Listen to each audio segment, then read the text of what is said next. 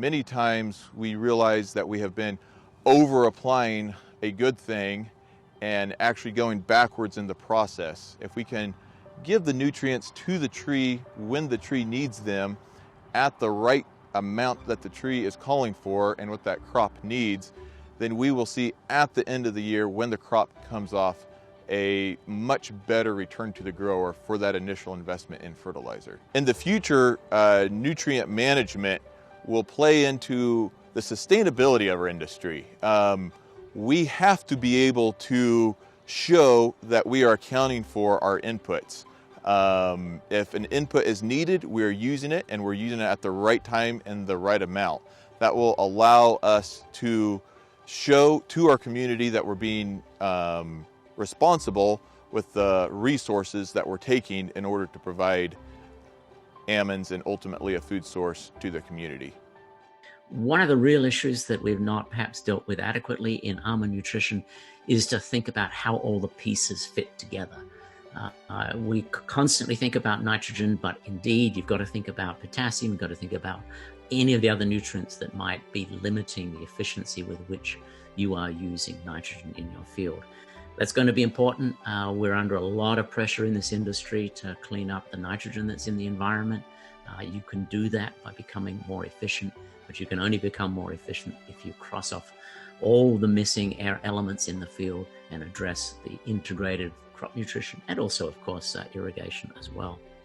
I think this is going to become a much more prevalent theme in the industry itself, that we start to think about optimizing each individual field. To a certain extent, we may ultimately have to think about optimizing within the field, making sure that every part of the field is producing at its optimum potential. And that's the surest way to improve the use of nitrogen in California agriculture. As we get into some of our second and third generation orchards, now we're starting to mine a lot of the nutrients out of the soils that we didn't necessarily see in first generation orchards. So it's important to replace a lot of these things, as well as maintain them at a level that we don't get deficient going into a next season's crop. Over the years, we're constantly pushing for higher and higher yields. Nowadays, we're striving for 4,000 plus pounds. And as you do that, it definitely uses a greater amount of nutrients, and not just NPK, but micros as well. So it's critical to keep all these levels adequate, because we don't want to get a deficiency and then address it. By the time you do that, it's already affected your production. Definitely our newer technologies, especially in the delivery systems like the micro irrigation systems, drip and micros, has definitely enhanced our ability to micro feed or constantly feed during the entire season, both allowing us to address critical levels at critical timings, as well as applying it at the most efficient times for uptake. So that's been really important for the growers. Challenge-wise, one of the things obviously is knowing something that's a legitimate product versus something that's of dubious nature, and that's always something a grower has to deal with. I always stress, look into the research side of it. I always like companies that have, whether it's UC research, in-house research, or third-party research, it reinforces to the grower the legitimacy of the products. And, you can't ignore cost. There's obviously costs involved in innovation and patents and things of that sort. So most of these things are going to be fairly pricey, but as a general rule, there's a good ROI to the grower by having a comprehensive nutrition program. So it's evident today that we need to be more conscious of the impact that our production practices have on the environment and on consumer choices, and we really need to commit ourselves to continuous improvement. So the question is, where do we start? And we need to start with really understanding the tools and resources available to us in the industry, and we need to start with a comprehensive crop nutrition approach. By taking a holistic view of how we manage crop nutrition, it's going to allow us not only to increase our productivity overall, but also our profitability and increase the efficiency of our nutrition inputs on our cropping systems. And at the end of the day, we need to not think about these sustainability and regulatory challenges as an additional cost of doing business, but really as an opportunity to progress in our practices. So this is where Yara's MyAlmond program originated. It's a commitment that we made to the almond industry to improve upon our fertility management practices. And it really starts with, again, understanding what resources are available in the industry to help us understand how we can feed the tree basically exactly to that tree's needs and turn more fertilizer inputs into yield as opposed to waste. The problem is that these initiatives really only exist as a marketing ploy unless we have the ability to ground truth them. And so that's where the MyAlmonds Incubator Farm really comes into play, because it gives us that ability to really truly vet the impacts at the local level of our crop nutrition practices and our recommendations, and be able to see how we can improve upon those over time with this 10-year-long commitment that we've made here. Underway at the farm are multiple trials to unearth the crop response to static, reactive, and proactive fertility management programs in a commercial orchard setting. Re-engineering the irrigation infrastructure to accommodate a randomized block design allows us to accurately detect variability between treatments with the utmost precision. The baseline program is a static, fixed input program that incorporates SOP and UAN 32 in addition to basic foliar nutrition. The modified program is built the same as the baseline program, though Yara Leva Can 17 is used to supplement the UAN 32 for nitrogen demand. The improved program relies on Can 17 and CN9 for nitrogen demand, and this program is really designed to be reactive to emerging nutritional deficiencies. While the MyAlmonds program takes a comprehensive and proactive approach to crop nutrition, the fertilization schedule incorporates a high-frequency, low-volume approach, and the nutritional plan is amended throughout the season based on insights from digital tools, visual observations, and analytical data. In this presentation, we will primarily focus on the treatment level effects between the baseline and the MyAlmonds program to highlight the polarization of management styles that currently exist in the industry and to show the value of a comprehensive crop nutrition approach. There is no one-size-fits-all program that exists, but really, if we're better to able to understand the process and framework to make more site-specific and crop-specific recommendations within the bounds of our local infrastructure, we can enhance the efficiency of all our nutritional inputs while simultaneously returning a better profit margin and ensuring our right to farm in the future.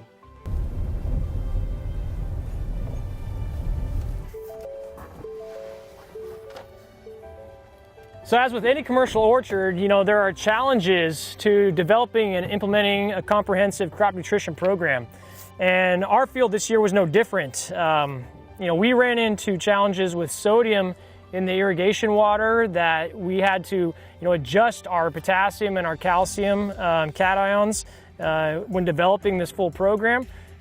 We had irrigation infrastructure challenges that required quick troubleshooting to make sure that we were keeping our programs on track.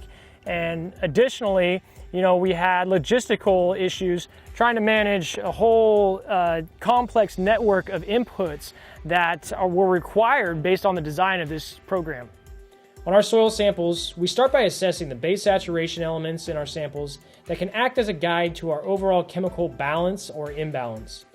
These primary base saturation elements represent a relative abundance of exchangeable calcium, magnesium, potassium, sodium, and hydrogen, and that are attached to our soil complex. We must understand where this balance needs to be based on our soil's cation exchange capacity, or CEC. This can generically be thought of as a relative measure of soil texture. Next, we convert all of our individual nutrient values into a pounds per acre basis to support our recommendations that require a pounds per acre value for our nutritional inputs. Computing these elements will help us understand the impact that specific imbalances have on our pH. And lastly, we need to assess the levels of organic matter and soluble salts, as they will have direct impacts on nutrient and water availability to the plant. Once we have an understanding of the condition of our soil, we'll look to our irrigation samples to understand the balance of chemical inputs relative to our irrigation and how that can impact the balance of our nutrients in the root zone. Now that we have an understanding of our site-specific potential and limitations, we're layering in our crop-specific needs and building out our inputs by demand and a prioritization of our crop goals. Crop-specific needs start with crop demand and uptake curves. We're fortunate enough in the almond industry to have access to more detailed uptake and demand curves compared to many other permanent crops. These curves tell us what the trees need in total nutrition for the season, as well as relative amounts of each individual nutrient that is required through the various phenological stages. These uptake and demand curves help us guide our comprehensive crop nutrition management approach by allowing us to balance the needs of what our soil and water contributions might be, and finally driving our supplemental inputs. This next to last step is essentially a plug-and-play strategy. With an understanding of the crop nutrition tools that we have access to, we start layering in applications of specific nutritional inputs to meet our supplementation needs by crop stage. We need to be cognizant of the relative nutritional value of our inputs, as well as the synergistic or antagonistic properties of the specific nutrient form of all of our crop nutrition products. We must also be aware of our desired application method for each nutrient to achieve maximum efficiency by making sure those nutrients are delivered in a way that promotes maximum uptake. This process described is essentially the 4R approach in a practical application. Lastly, by following these steps in building a comprehensive crop nutrition program, we have also built out the 5th R, which is return on investment. The 2020 crop year was very successful at Yara's Incubator Farm. We observed double-digit improvements with the MyAlmonds program on nearly every metric that we looked at. We attributed the success of this program to the comprehensive crop nutrition approach, coupled with a practical application of the 4 R's of nutrient stewardship. The improvements seen this year not only produced higher profits in the current season, but also greater crop potential leading into the 2021 season. It's also important to recognize that these results were able to be attained within basically one full cropping season, as our applications for the 2019 year were quite limited due to the redesign of the infrastructure. This really highlights the potential to improve your yields and return with relatively easy adaptations in your own fields. So let's dive into the results and we'll work our way through the season. Starting with nut set, we selected 30 trees per treatment, broken up by 5 trees per replication. During the delayed dormant phase, these trees had a single branch flagged at a point where there were approximately 100 flower buds positioned. We documented the total flower buds at that time and returned after June drop to identify the percentage of nuts remaining. Though nut set is not a proxy for final yield, it can be seen as a relative measure of crop potential maintenance. The MyAlmonds program, in this case, showed a 16% improvement compared to the baseline treatment. Next, using the same trees from the nut set analysis, we measured trunk growth throughout the season with an initial spring measurement followed by a fall measurement. Though the improved program produced the greatest growth at over 27% over the baseline program, the MyAlmonds program also produced a substantial 14% improvement. This increased trunk growth can improve total nutrient and water movement through the tree. In an attempt to better understand nutritional impacts on whole rot, we again used the remaining nuts on the branches from our nut set analysis to quantify whole rot incidence. Now this is basically identifying holes that visibly had whole rot versus those that did not. Now whole rot is like the worst gift that keeps on giving. It creates more stick tights, resulting in less yield in the current year. It leads to fruiting spur and shoot death. And lastly, the mummies that are retained from the current year can end up at the processor the following year, resulting in quality reductions due to discolored nuts. This year, we observed a staggering 28% reduction in whole rot incidence between the MyAlmonds program and the baseline program. The reduction in whole rot is likely due in part to our overall nitrogen use efficiency. The high-frequency, low-volume, quote-unquote spoon-fed approach, again, proved superior in the field. We calculated a combined efficiency of 90% in the MyAlmonds program compared to 73% in that baseline program. In line with the Almond Board 2025 orchard goals, we also looked at our water use efficiency. All treatments received the same 34 inches of water this year, though the yield differences supported greater water use efficiency by over 19% in the MyAlmonds program. Our calculated efficiency was only 13 1/1000ths of an inch of water per kernel pound of yield. While all of these results point to greater input efficiencies and increased crop potential for next season, the improvement in the current season's yield was equally as impressive. We saw a 24% combined improvement between the MyAlmonds program and this baseline program. The difference equates to over 500 pounds per acre in the first full crop year. This is a testament to the ability of a well-crafted program to thoroughly set, maintain, and really grow a better crop. And now for the moment of truth, profitability. Now there are challenges before us that are pushing us to be more environmentally friendly or quote-unquote sustainable. It is important to recognize the pillars of sustainability in this argument though. In no particular order, those pillars are social equity, environmental stewardship, and economic viability. Now this last one is key because we can adopt many practices that are viewed as socially equitable or environmentally friendly, but at the end of the day, if we are not simultaneously improving your profitability, then the structure is broken. There's no question that the MyAlmonds program came in at a much higher price point than the other treatments, but what matters most is whether or not this MyAlmonds program was sufficiently suited for our site to improve the bottom line. In the end, we saw a 19% improvement in net return from the MyAlmonds program after factoring in the cost of the inputs. The MyAlmonds program paid for itself and then contributed an extra $750 an acre back to the grower. So in the end, this was a really productive year for the incubator farm here in Modesto, California, and the results that we were able to obtain here have real implications for growers and the industry. You know, we kept our foot on the gas throughout the course of the season, not just because the design of the trials themselves, but also because we truly felt that we had built a very strong, agronomically sound program.